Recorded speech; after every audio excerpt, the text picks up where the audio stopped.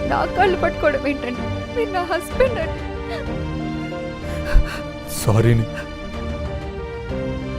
ఈ సారీ ఒక husband wife చెప్తుంది కాదు, ఒక మగాడు ఆడదానికి చెప్తున్న సారీ.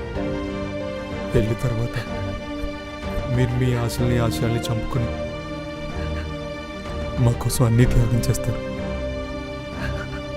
అలా త్యాగం చేసిన ప్రతి ఒక్క ఆడదానికి మగాళ్ళందరి తరపున చెప్తున్న సారీ. సారీని.